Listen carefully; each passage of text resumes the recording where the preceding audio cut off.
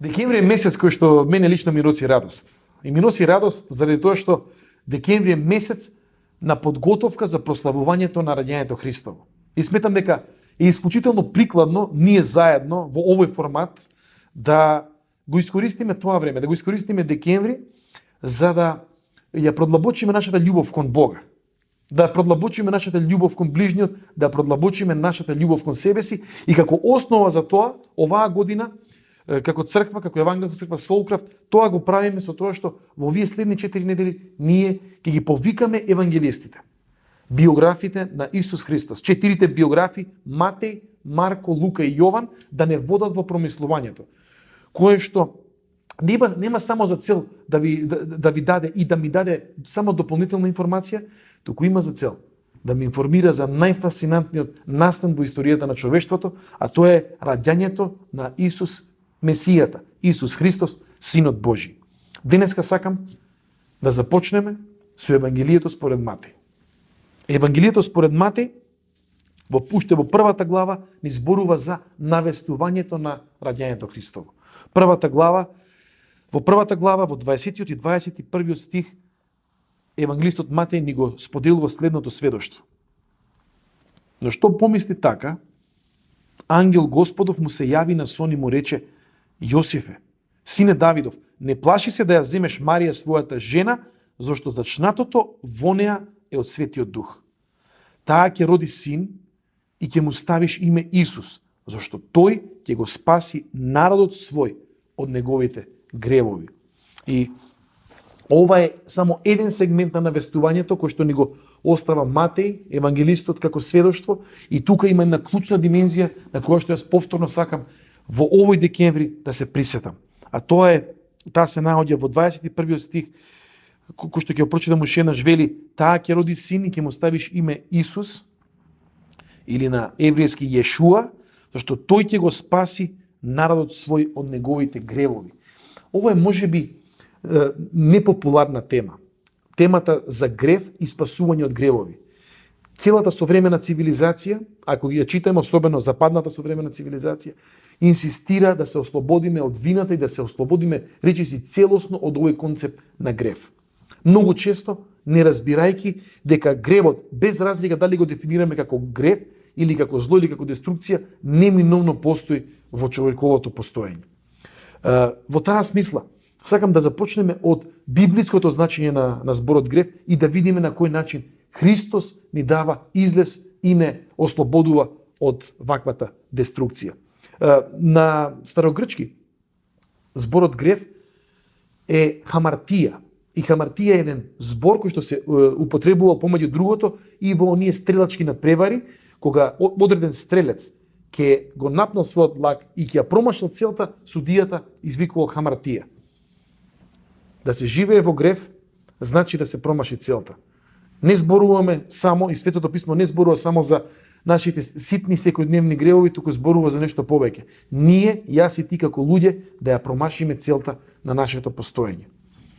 Според Библијата, мојата и твојата цел, целта на човештвото беше промашена во оној момент во кој што, како што не известува првата, втората и третата глава од Библијата, особено третата, која што зборува конкретно за гревот, не известува за причината заради која што јас и ти денес живееме во грев, живееме во деструкција. Причината е тоа што луѓето одлучија наместо да живеат во заедништво со Бог, да му свртиме грб на Бог и да почнеме самите ние да бидеме богови, односно ние да бидеме репер за она што е добро и зло во светот. Мислам дека денес, во 21. век, со сите овие нешта кои што ни се случуваат не само во оваа година, туку веќе и со години и со декади, довербата кон човештвото е речиси целосно изгубена. Од таму произлегуваат големите теории на конспирација, од таму произлегуваат сите оние други нешта. Зошто? Заради тоа што човештвото, кога самото човештво одлучи да се отрне од Бога, да му го сврти грбот на Бог, тоа де факто значеше деструкција. Деструкција, уништување. Моментот на тоа фигуративно земање на тој плод во Еденската градина не е значен само како плод, туку е значен како чин, значен е како перформанс, значен е како остварување на тоа што ќе биде човечки стремеж од тоа до сега. Ние, јас и ти, автономно да одлучуваме за себе си, за ближниот и за универзумот и при тоа целосно да тргнеме нашата релација со Бога на страна и вредностите кои што се од него дадени за најдобро функционирање на човекот и на универзумот во кој што живее. Таа деструкција во прв момент клучно го наруши нашиот однос со Бога и од таму произлегува сите оние други деструкции. Ќе напомнам само неколку. Заради тоа што ние се одвоивме од Бога, ние по дефиниција се одвоивме и од ближниот. Третата глава во книгата Постанок или во книга или Битие, како што е во некои други преводи, ни зборува токму за тоа. Кога Адам и Ева го вртат својот грб на Бога, кога човештвото го врти грбот свој на Бога, тоа веќе има директни реперкусии во меѓучовечките односи. Ако тогаш постоела една голост, односно транспарентност заради довербата која што имале едни во други, од тој момент понатаму таквата доверба повеќе не постои. И до ден денес таа недоверба е всушност клучниот фактор за деструкција на меѓучовечките односи. Ние веќе не сме сигурни во другиот, не сме сигурни во нивните мотиви, не сме сигурни во поединечниот друг, не сме сигурни во корпоративниот, организацијскиот дел, заради тоа што зошто? Заради тоа што ние се познаваме себе си многу добро. И ние ги претпоставуваме нашите најлоши тенденции во другиот и заради тоа односите, меѓучовечките односи се клучно нарушени. Трет аспект кој што е всушност тука напоменат во овој збор грев, во овој збор на деструкција и на зло, е злото кое што ние си го нанесуваме сами на себе. И тоа си го нанесуваме наспроти знаењето што е добро за нас, наспроти препораките, наспроти она што е дури и здрав разум, ние градиме однос на деструкција кон сами себе. И за жал и во оваа година измината сите ние сме донеле одлуки заради кои што денес жалиме и одлуки кои што имаат директно влијание, негативно, деструктивно влијание на нашата љубов кон себе си. И можеби денес ја завршуваме годината и чувствуваме срам, и чувствуваме презир и чувствуваме едноставно разочараност во нас самите. Не само заради нештата кои што сме ги направиле сами на себе, туку и заради тоа што сме го направиле кон другите. И многу често злото кое ќе го нанесеме на другиот има рефлексивна сила.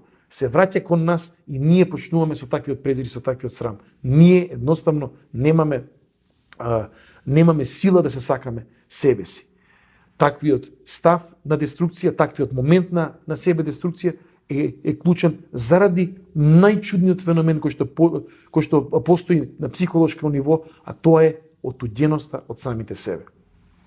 Колку пати во нашиот живот, колку пати во изминатата година, особено со овој карантин, кога можеби имавме малку повеќе време да размислуваме за нас и за нашиот живот, колку пати ние се запознаваме со најблискиот странец кој што живе најблиско до нас, а тоа сме самите ние. И таквото нешто е всушност нешто кое што во овој пролог, во прологот на Матеј се адресира, односно ни се дава едно ветување дека токму тоа токму овие три ситуации, нашиот нарушен однос со Бога, нашиот нарушен однос со ближниот и нашиот нарушен однос со себе си е нешто што во овој момент мало дете кога ќе порасне ќе го адресира со својот живот. Исус Христос ги адресира овие нешта. Зашто Бог не сака јас и ти да живееме промашени животи. Бог не сака ние да живееме далеко од Него. Бог не сака ние да живееме во еден амбивалентен или уште по-страшно деструктивен однос кон ближниот. И Бог не сака кога јас и ти се мразиме себе си. И кога единствените чувства кога ни доаѓаат во комуникација со самите себе си се всушност чувства на срам и чувства на презир. Со таквите бремиња и тогаш и денес тешко се живеело. Денес овој текст е за мене текст на надеж. Текст дека Исус Христос во својот живот ќе ги адресира овие нешта. И морам да кажам, ги адресираше на болниот начин кој што човек може да го замисли, за ние да го обновиме нашиот однос со Бога, за ние да го обновиме односот со ближниот, за ние да го обновиме односот со себе си, за да можат нашите гревови да бидат простени и нашите односи обновени. Тој во овој момент на наративата во Евангелието според Матеј бебе ќе дојде до една зрела возраст, ќе живее, но уште позначено. Ќе дозволи да биде мачен и тепан и целосно дехуманизиран, плукан, навредуван. И на крај ќе заврши со едно од најстрашните видови на смрт која што човештвото го има измислено, а тоа е смрт на крстот. Прикован на крст, тој ќе ја плати цената за ваквата деструктивност. Може би ќе си го поставите прашањето, како е можно еден човек да ја плати сета таа деструктивност на човештвото? Ако беше само човек, тоа немаше да биде возможно. Евангелијата зборуваат за тоа дека Исус е Синот Божи, дека тој е Бог кој што заради неговата семоќност и заради неговите капацитети има моќ на абсорбција на нашите гревови, да ги земе на себе и да ја плати таквата штета. И јас лично сметам дека ова нешто треба да ни биде една од водилките во оваа божикна година, во крајот на оваа година во која што јас и ти се надевам се подготвуваме за прославувањето на Христовото раѓање. Да се сетиме дека нашите гревови, нашиот срам, нашата деструкција на сите овие нивоа, кои што неколку пати веќе ги кажав, се всушност адресирани суштински во Исус Христос.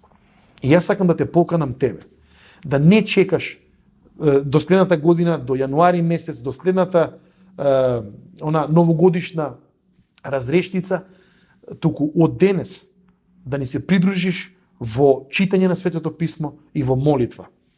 Молитва која што значи директно обраќање твое или директно обраќање мое на Бога. Да побараме прошка за деструкцијата што сме извршиле. Ти си ги знаеш твоите гревови, јас си ги знам моите гревови. И со самото тоа да започнеме или да обновиме еден однос со Бог, кој што ќе биде плодоносен и кој што еден ден и мене и тебе ќе не донесе до вечноста со Бога во овој текст најавена со раѓањето на малиот Исус Христос.